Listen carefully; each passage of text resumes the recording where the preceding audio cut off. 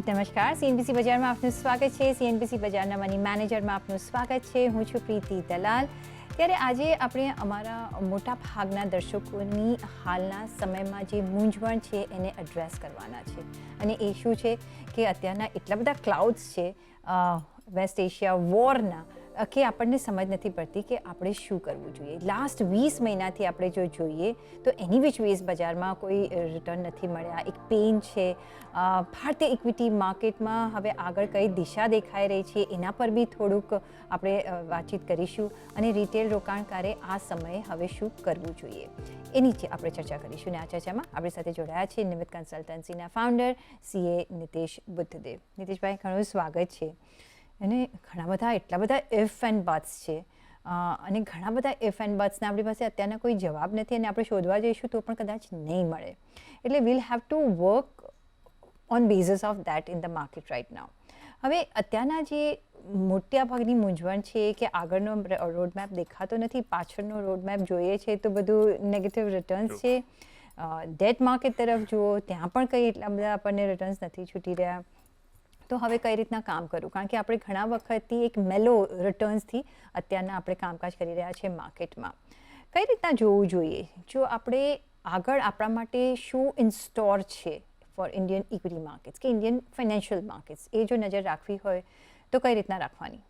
Sure Preetiji, જ્યારે તમે જેમ કહો છો કે આપણે માર્કેટમાં પાછળ ફરીને જોઈએ છે તો લાસ્ટ 20 મહિનામાં 24 મહિનામાં પૈસા નથી બન્યા. 1 વર્ષનું, 2 વર્ષનું, 3 વર્ષનું રિટર્ન બહુ આઈ વુડ સે એવરેજ લાગે છે. લોકોને એફડીમાં પણ મળ્યા છે, એફડીની આજુબાજુ રિટર્ન મળ્યું 3-5 વર્ષ પછી ઊભા રહીને પણ. તો ઓફકોર્સ દર્શકોના મગજમાં ખાસા એવા એક્સપર્ટના મગજમાં પણ આ ક્વેશ્ચન છે કે આવું ક્યાં સુધી ચાલશે કે શું રહેશે.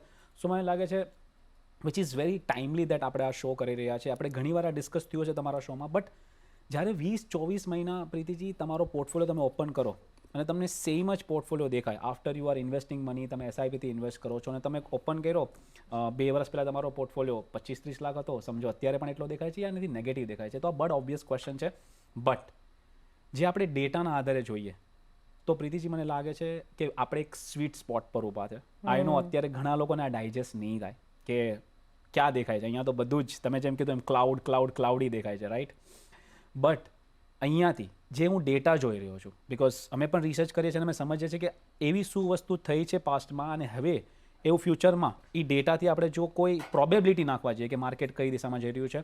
સો મને લાગે છે આફ્ટર નેગેટિવ ન્યૂઝ એ છે કે 1.92 લાખ કરોડ FIIએ વિડ્રો કરી લીધા છે ઇન્ડિયામાંથી, જે લાસ્ટ યરના કમ્પેરમાં જે આખા વર્ષ વિડ્રો કર્યા હતા એનાથી વધારે આ 4 મહિનામાં વિડ્રો કર્યા છે. તો આ તો નેગેટિવ ન્યૂઝ છે, બડ ઓબ્વિયસ. પણ ઇન્ડિયા પ્રીતિજી અત્યારે સ્ટુડન્ટ છે જેનો કોઈ વાક નથી ને તો પણ પીટાઈ રહ્યું છે. કારણ કે સામે બીજા સ્ટુડન્ટ બ્રાઇટ લાગે છે. છે AI સ્ટોક્સ, US ટેક યા તાઇવાન, આ બધી કંપની જ્યાં AI ચિપ્સ આ બધી વસ્તુ પર પૈસા જઈ રહ્યા છે. રૂપીસ ડેપ્રિશિએટ થયો છે પણ ડોલર સ્ટ્રોંગ થયો છે. એને લીધે લોકોને ઇન્ડિયામાં એ ગ્રોથ નથી દેખાતો અને આ પૈસા બહાર જઈ રહ્યા છે. અગ્રી, આ વસ્તુ છે which we are seeing right now also. But જ્યારે પણ આવું થયું છે કે તમે કોઈ સ્ટુડન્ટને તમે એને અંડરડોગ તરીકે ઇન્ડિયા પાછું બહાર આવશે, એનું રીઝન એ છે કારણ કે AI છે, AI રિયલ છે, એના યુઝ કેસ છે. બટ બહુ કોન્સન્ટ્રેટેડ પૈસા ત્યાં જઈ રહ્યા છે. બહુ હાર્ડલી કોઈ કંપની છે જ્યાં પૈસામાં નિવેશ થઈ રહ્યા છે. તો મને લાગે છે કે એક જાતનો એક બબલ ઓલરેડી ક્રિએટ થવાનો શરૂ થઈ ગયો છે પ્રીતિજી. એ કોન્સન્ટ્રેશન ઇન ધ મીન તમે કેવી રીતના કહો છો? AIમાં જે કોન્સન્ટ્રેશન છે કયા મીન્સમાં જઈ રહ્યા છે? Right, perfect. તો જ્યારે અત્યારે FIIના પૈસા અહીંયાથી વિડ્રો થઈ રહ્યા છે તો એ લોકો ઓફકોર્સ એક તો US ડેટ માર્કેટ સારું છે તો ત્યાં પાક થઈ રહ્યા છે. એની સિવાય જ્યાં US સ્ટોક છે, હવે ફોર એક્ઝામ્પલ જ્યારે આપણે S&P 500 સ્ટોક છે ઇન્ડેક્સમાં, રાઈટ? એમાંથી ટોપ 10 સ્ટોક્સમાં 35% વેઇટેજ છે. આ લાસ્ટ વેઇટેજ હતું 2020 ટેક બબલ, આપણને બધાને યાદ છે પ્રીતિજી. પછી શું થયું હતું? તાઇવાનની એક કંપની માં 40%, આખું ઇન્ડેક્સમાંથી એક કંપનીમાં 40% વેઇટેજ છે. સો આ કોન્સન્ટ્રેશનની વાત થાય છે બિકોઝ AI આખું નવું વસ્તુ છે, બરાબર? લાસ્ટ 4-5 વર્ષમાં ઉભરીને આવ્યું છે. So that's what I'm trying to say કે it's all about if buts ચાલશે નહીં ચાલશે વી ડોન્ટ નો, પણ ત્યાં એક મેજર કોન્સન્ટ્રેશન જઈ રહ્યું છે. અને the reality where it is right now, the sectors which are working right now, કે જ્યાં પ્રોપેન્સિટી છે ગ્રો કરવા માટે, ત્યાં ઇઝ લાઈક ઓછું ઇન્વેસ્ટમેન્ટ જઈ રહ્યું છે. So is the market bullish on the if and but factor in future, or અત્યારના પ્લેઆઉટ જો કરવું હોય અલોંગ વિથ દેટ તમારે રિયાલિટી તમારે બીજા બી એઆઈ સિવાયના પણ સેક્ટર્સ છે, તો કઈ રીતના તમે બંનેમાં નજર રાખી શકો? That's exactly the point. અત્યારે કેવું થઈ રહ્યું છે કે હાઈએસ્ટ પૈસા એઆઈ સ્ટોકને ચેસ કરે છે, યા એની આજુબાજુમાં જે વસ્તુ છે એને ચેસ કરી રહ્યા છે. તો લોકો એ ભૂલી રહ્યા છે કે એઆઈ જ્યાં યુઝ કરવાના છે લોકો, એ ઇન્ડસ્ટ્રી પણ તો ચાલશે. કારણ કે અલ્ટિમેટલી કોઈને કોઈ ઇન્ડસ્ટ્રીમાં એઆઈની લીધે એફિશિયન્સી આવશે તો એની પણ કોસ્ટ રિડ્યુસ થશે, એમાં પણ પ્રોફિટ વધશે, તો ઇન્ડસ્ટ્રીના માર્જિન પણ ઇમ્પ્રૂવ થશે. તો ઓફકોર્સ એઆઈ એક ચેન્જ લાવવાવાળી વસ્તુ છે, બટ એને લીધે જ્યાં ચેન્જ આવશે પ્રીતિજી, એ બધામાં પણ ચાલશે અને એમાં ઇન્ડિયાને બેનિફિટ થશે. તમે પાસમાં જુઓ તો આપણે yes, so for example Amazon જે છે એ કોઈ દિવસ ઇન્ડિયામાં ચાલુ નથી થયું, ફ્લિપકાર્ટ ચાલુ થયું છે અને બીજી કોઈ એવી વસ્તુ ચાલુ થઈ છે, રાઈટ? સો હંમેશા યુએસએ આગળ જઈને કોઈ વસ્તુ ઇન્વેન્ટ કરી છે, પણ એને સપોર્ટ કોણે આપ્યો છે? તો ફોર એક્ઝામ્પલ આપણી TCS યા એવી કોઈ કંપનીએ, જો હું કદાચ ટેકમાં આગળ નહીં હોય પણ જે એને સપોર્ટ ઇન્ડસ્ટ્રી કહી શકો એમાં આગળ છે, રાઈટ? સો મારો કહેવાનો મતલબ છે જેટલી પણ વસ્તુમાં એઆઈ ઇમ્પ્લિમેન્ટ થશે, એ ઇમ્પ્લિમેન્ટ કરવામાં ઇન્ડિયા એક બહુ અગ્રેસર કદમ રાખી શકે છે. એઆઈ તો આવતા દિવસોમાં બધે જ ઇમ્પ્લિમેન્ટ થશે. તમે અત્યારના તમારો ફોન લો હાથમાં અને કંઈ પણ તમે સર્ચ આપો, એઆઈ ઇઝ ધેર, રાઈટ? એટલે અને કોઈ બી બિઝનેસીસમાં આજે કંઈ પણ આપણે સેક્ટર વાઇઝ પણ જાઓ, એઆઈ વુડ બી એવરીવેર. તો ચૂઝ એન્ડ પિક કરવું હોય તો કઈ રીતના કરવાનું? પરફેક્ટ. સો હું એઆઈ યુઝ કરું ફોર એક્ઝામ્પલ મારી ઇન્ડસ્ટ્રીમાં, સો મારી એફિશિયન્સી વધી, રાઈટ? સો મારો કહેવાનો મતલબ એમ છે ફિનાન્શિયલ ઇન્ડસ્ટ્રીઝથી લઈને એએમસીથી લઈને ફાર્માથી લઈને બધી જગ્યા પર આની એફિશિયન્સી આવવાની છે. ઓફકોર્સ થોડી વસ્તુ ડિસ્ટર્બ થશે, કોઈ જગ્યાએ જોબ જશે, આઈ અગ્રી, એના પેઇન પોઈન્ટ છે. બટ જેમ લોકો કહેતા હતા કે વેબસાઇટ આવશે, ટેક આવશે, .com આવશે તો દુનિયા ખતમ થઈ જશે, નહીં, દુનિયા બેટર ઇવોલ્વ થશે. ઓફકોર્સ એની આખી ઇમ્પેક્ટ નેક્સ્ટ 5 વર્ષ પછી જ સમજાશે પ્રીતિજી. બટ મારું કહેવાનો મતલબ છે ખાલી એઆઈમાં પૈસા નહીં બને, એઆઈના લીધે બીજી ઘણી બધી વસ્તુમાં પૈસા બનશે, numerous industries, not just 1 or 2. Absolutely. તો એઆઈ છે જે કોમ્પોનન્ટ આપણી પાસે અત્યારના એટલો બધો નથી, પણ ઓફકોર્સ સપોર્ટિંગ ફેક્ટર્સ છે આપણી પાસે જે એઆઈને લાવવામાં મદદ કરશે. અને એ પછી જેના એ ઘણા બધા વર્ટિકલ્સમાં વપરાશે, બિઝનેસીસમાં વપરાશે, જોબ્સમાં વપરાશે, તમારા ડે ટુ ડે કામમાં વપરાશે. આપણે શોપિંગ કરીએ છીએ એમાં પણ એઆઈ કોન્ટેન્ટ છે, એટલે ઘણા બધામાં આનું ઇમ્પ્લિકેશન આવશે. તો આપણે એવા સેક્ટર્સ પર પણ નજર રાખી શકીએ છીએ. બટ બીજી બાજુ અત્યારના જો Indian market valuation point of view આપણે જોઈએ તો ખાસા સબડ્યુડ છે, ખાસા એવા કરેક્ટર થઈ ચૂક્યા છે. કઈ રીતના તમે વેલ્યુએશન વાઇઝ આપણા માર્કેટ્સને જોઈ રહ્યા છો? અને it's over the sectors, over the indices તમે જોઈ રહ્યા છો કે એમાં પણ ઉપર નીચે છે?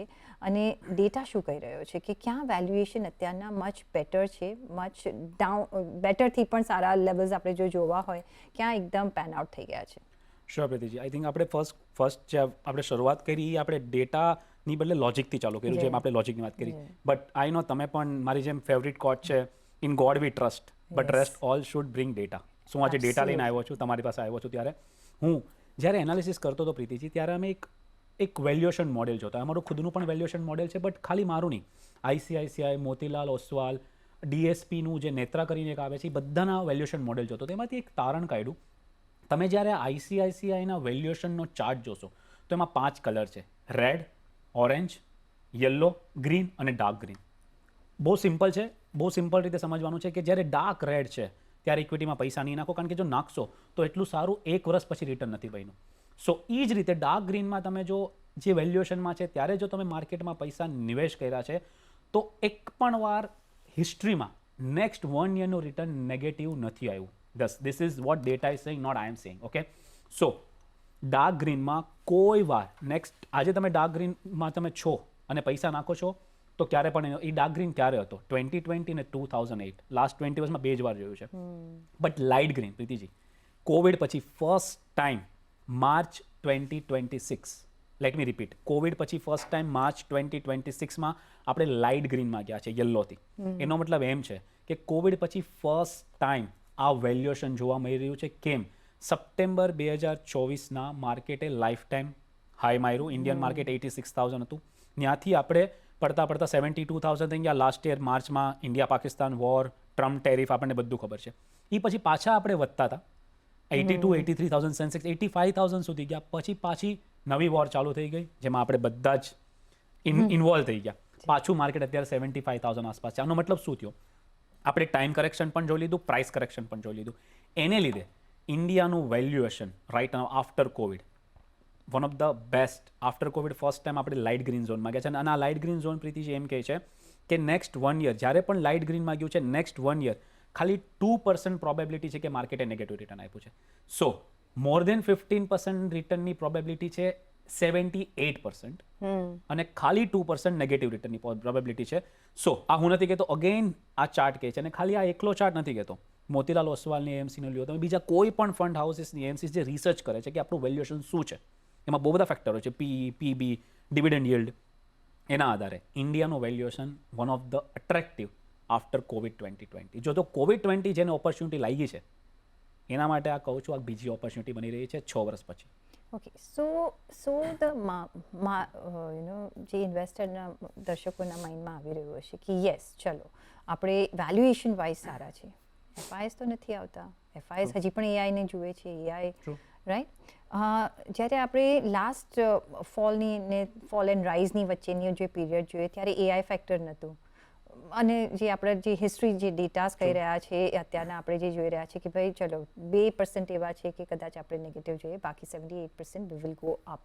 કયા ફેક્ટરને લીધે આપણે ઉપર જશે માર્કેટ, કઈ રીતના આપણે રીડ કરવું જોઈએ? બિકોઝ હવે એવું સિચ્યુએશન આવી ગયું છે નીતિશભાઈ કે આપણે પાછલા કોઈ પણ ફેક્ટર્સને જો બેઝ બનાવવો હોય તો મે બી હવે ન્યૂ બેઝથી આપણે આગળ ચાલવું પડશે.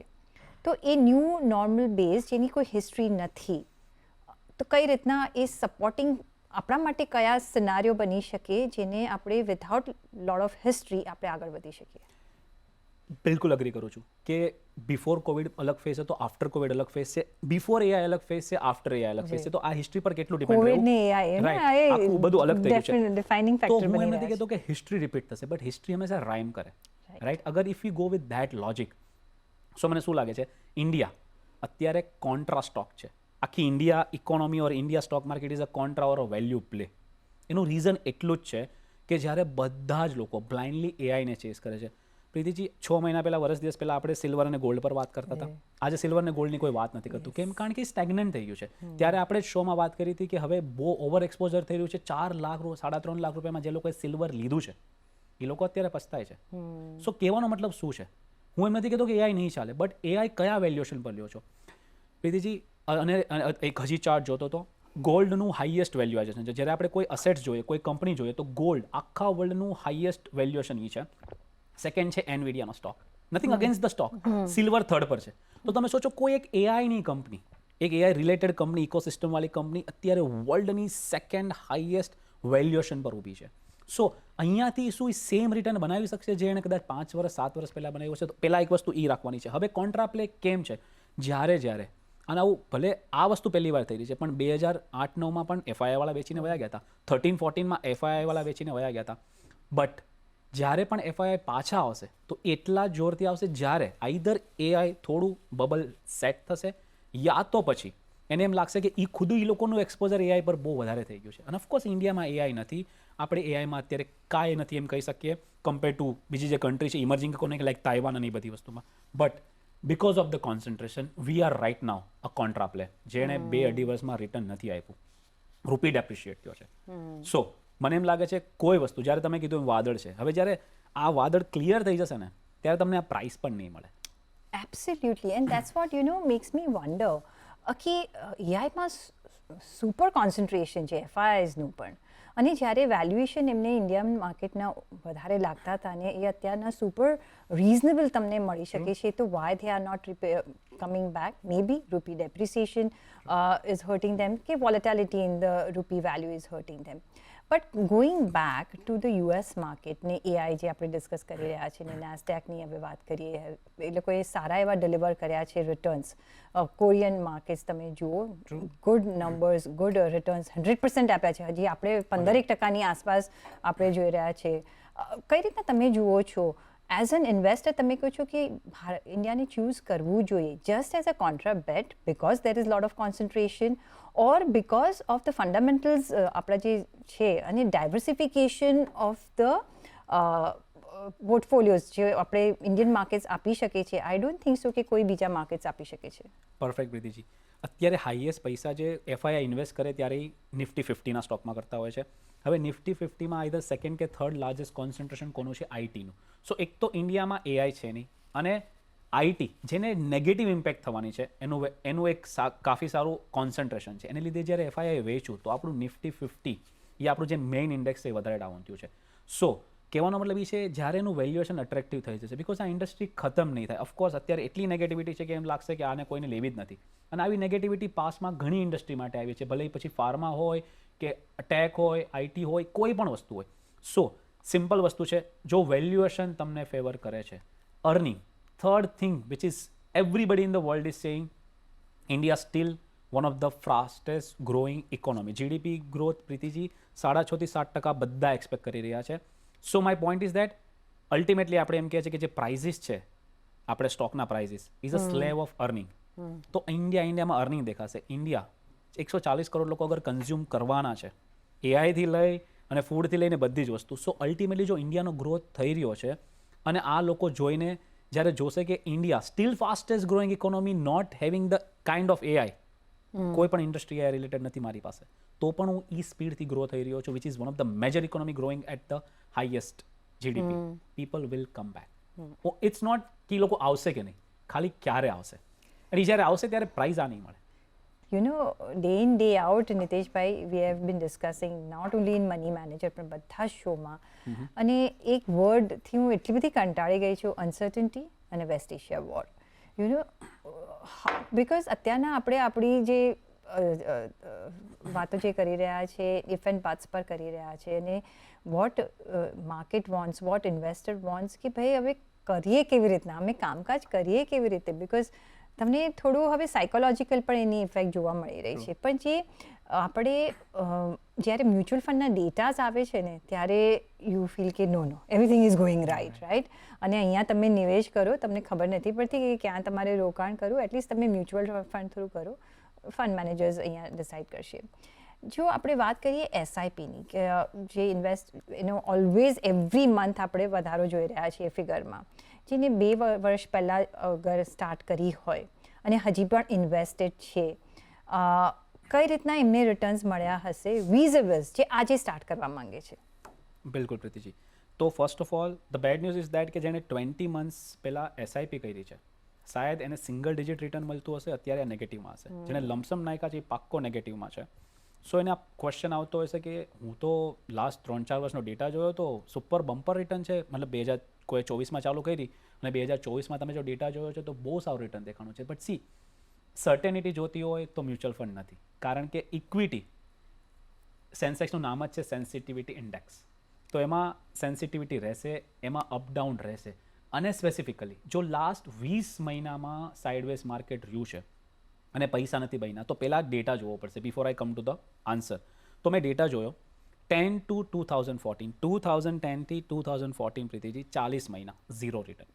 પછી સેન્સેક્સ ડબલ થઈ ગયું 2014માં. Okay, this is not the single period. Same વસ્તુ મેં તમારી સાથે શો કર્યો 2021 થી 2023માં 18 થી 20 મહિના અગેન ઝીરો રિટર્ન. 24માં માર્કેટે લાઈફ ટાઈમ હાઈ માર્યો, right. So my point is that આપણે આ પહેલી વાર માર્કેટ આવું જોઈ રહ્યા છે નહીં. ઓફકોર્સ રીઝન અલગ અલગ હશે, ત્યારે કંઈ રીઝન બીજું હોય તો આ વખતે રીઝન કંઈ અલગ છે. વાય? બિકોઝ માર્કેટ 2 વસ્તુ જોશે, price correction like a Covid 40% down, 2008 60% down, એ પણ જોશું. સાથે જોશું આપણે પ્રાઇસ કરેક્શન, એ જો સમજાય છે પ્રાઇસ કરેક્શન, કારણ કે 100 રૂપિયાના 80 રૂપિયા હતા. બટ ટાઈમ કરેક્શન લોકો જલ્દી ડાયજેસ્ટ નથી કરી શકતા. કેમ? કારણ કે તમે જેમ કીધું ફ્રસ્ટ્રેટ થઈ ગયા છે લોકો. તમે પોર્ટફોલિયો ખોલો છો, સેમ ડેટા દેખાય છે, તમને એમ લાગે છે હું તો પૈસા તો હર મંથ નાખું છું એસઆઈપીમાં, બટ મારો પોર્ટફોલિયો તો વધતો નથી. Understand that. બટ અગેન એવું કોઈ ડેટા નથી, એવું કોઈ લોજિક નથી, કે એવી કોઈ ગેરંટી નથી કે તમે હર મંથ પૈસા નાખશો તો હર 2 વર્ષ પછી તમને પૈસા મળશે. બિકોઝ આ રિટર્ન સિંગલ લાઇનમાં નહીં આવે, આ અપડાઉનમાં આવશે, આપણે સમજીએ છીએ. But this is the time જે આપણને શીખવે છે કે અપડાઉન કેવી રીતના આવે છે. મેં તમને કીધું એમ 2023 પછી 2 મહિનામાં આખા 2 વર્ષનું રિટર્ન એક સાથે આવી ગયું. 40 મહિના પછી 4 મહિનામાં સેન્સેક્સ ડબલ થઈ ગયો 2014. આ રિયલ ડેટા છે, બરાબર છે. અત્યારે આપણે જે વાત કરી, જ્યાંથી શરૂઆત કરી તમારા ક્વેશ્ચનમાં, 20 મહિનાથી નો રિટર્ન છે. એવરેજ ટાઈમ કરેક્શનનો પીરિયડ છે 25 થી 30 મહિના. સો હું એમ કહી શકું આપણે એક ટનલમાં છે, ત્યાં અંધારું છે, અગ્રી. બટ એટલીસ્ટ આપણે એન્ડ ઓફ ધ ટનલ પહોંચવા આવ્યા છે એવું મને લાગે છે. If I go with again the average data, જો 25 થી 30 મહિનાનો સમય જે એવરેજ ડ્યુરેશન છે without any return in market, so આપણે 20મા મહિનામાં છે. અને હું અગેન તમને કહું છું, આ કોઈ પ્રેડિક્શન નથી, આ ડેટા છે, અને data is something you should rely on, not what or પ્રીતિબેન સેઝ. Yes, absolutely. તો યસ, મે બી અત્યારના આપણે એક ફેગ એન્ડ પર છે ને પછી આગળ ઓફકોર્સ આપણે એક બ્રાઇટર ડેઝ જોઈશું. પણ યસ, અત્યારના સ્ટોક માર્કેટ, ઇક્વિટી માર્કેટ એવું છે કે તમારે પેશન્સ લૂઝ ના થાય. You have to keep faith અને કીપ ઇન્વેસ્ટિંગ, અને એ જ તમારી ડિસિપ્લિન તમને આગળ લઈ જશે. પણ આપણે જે લાસ્ટ 20 મહિના સાઇડવેઝ માર્કેટના જોયા છે, તમે કહો છો કે હજી મે બી હજી 5-10 મહિના આપણે આવા જોવા પડશે. મિનિંગફુલ રિકવરી તમને શું લાગે છે? કેટલો ટાઈમ દેખાડશે આપણને જ્યારે વી કેન સે કે ઓકે હવે માર્કેટ નીચે તો નહીં જ જાય? રાઈટ. સો બહુ ઇન્ટરેસ્ટિંગ અગેન આ લોજિક છે, અને એનો ડેટા એ તમને આપું છું. આપણે વર્લ્ડમાં બધા માર્કેટે પરફોર્મ કર્યું છે એક્સેપ્ટ ઇન્ડિયાએ, જે આપણી પાસે ડેટા છે. કોઈ 30% ઉપર છે, કોઈ 40% ઉપર છે, કોઈ 25% ઉપર છે. આપણે 0 રિટર્ન પર બેઠા છે. સો સમજો એઆઈ બબલ યા બસ્ટ થાય છે, યા લોકો ત્યાંથી કંટાળે છે, સો સૌથી લીસ્ટ ઇમ્પેક્ટેડ માર્કેટ ઇન્ડિયા છે. Why? Because we are already impacted. So મને એમ લાગે છે કે આપણી પાસે ખોવા માટે કાંઈ નથી. એટલે અહીંયાથી મેજર વર્સ્ટ કે સિનારીઓ મને એમ લાગે છે, ઓફકોર્સ પ્રોબેબિલિટી અસાઇન કરી શકો કે 10 to 15% પ્રાઇસ કરેક્શન થઈ શકે વર્સ્ટ કેસમાં, જ્યારે આ બધું આપણને લાગે કે એકદમ હજી ખરાબ થઈ રહ્યું છે, અહીંયાથી વોર હજી એસ્કેલેટ થઈ રહી છે, which is chances are less. But જે આપણે ટાઈમ કરેક્શન પર બેઠા છે, મને એ પણ લાગે છે, જો બેઝડ ઓન લાસ્ટ બધા જ વર્ષો, લાસ્ટ 30 વર્ષની એવરેજ કાઢું તો હાર્ડલી 5-6 મહિના જો કોઈ પેશન્સ દેખાડશે, સો મને લાગે છે નેક્સ્ટ એટલે 2027, આઈ નો ઇટ્સ લોંગ એવું લાગે છે, પણ 2027 can be another golden year for equity market. But એ લોકોને ગોલ્ડન યર લાગશે જે અત્યારે ઊભા રહેશે, જે અત્યારે ઇન્વેસ્ટ કરશે. તો નેક્સ્ટ 3 મહિના 6 મહિના પ્લીઝ કાંઈ એક્સપેક્ટ નહીં કરો, કારણ કે એક્સપેક્ટેશન હર્ટ્સ. ઓલરેડી હર્ટ થઈ રહ્યા છે લોકો. સો બટ જો તમે 3 થી 6 મહિના કદાચ આ પેઇન હજી સહન કરી શકશો, સો you can get a very good return, again based on the history and data. Yeah, but any which ways people will invest because બીજા એવન્યુ શું છે અત્યારના નિવેશ કરવા માટે? If you ask me that equity market સિવાય તમે અહીંયા નિવેશ કરો, would you be able to give any alternative? It's a Tina factor. There is no other એટલે એ જ કહું છું, એટલે ઇન્વેસ્ટ કરો. આપણે આગલા દિવસોમાં આપણને ઓફકોર્સ અહીંયા એક દેખાશે રિટર્ન્સ પર સે. પણ અત્યારના હવે પ્રેક્ટિકલ એડવાઇસ જો આપણે લેવી હોય તો રિટેલ ઇન્વેસ્ટરે શું ધ્યાનમાં રાખવું જોઈએ? શેના માટે વોચ આઉટ કરવું જોઈએ?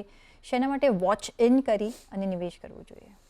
સિમ્પલ છે. તમને નેક્સ્ટ 1-2 વર્ષમાં તમારો ગોલ છે, સો આઈડિયલી તમે અત્યારે ઇક્વિટીમાં ન હોવા જોઈએ. સો એ લોકો માટે નથી આ એડવાઇસ કે આ suggestion.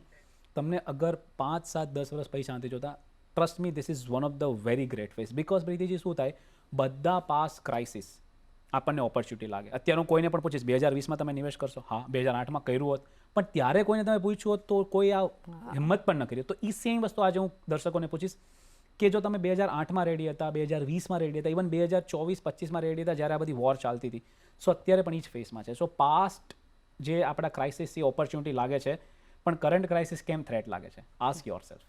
So please continue your SIP. I know it's a boring advice, but this boring advice has made a lot of money for many people.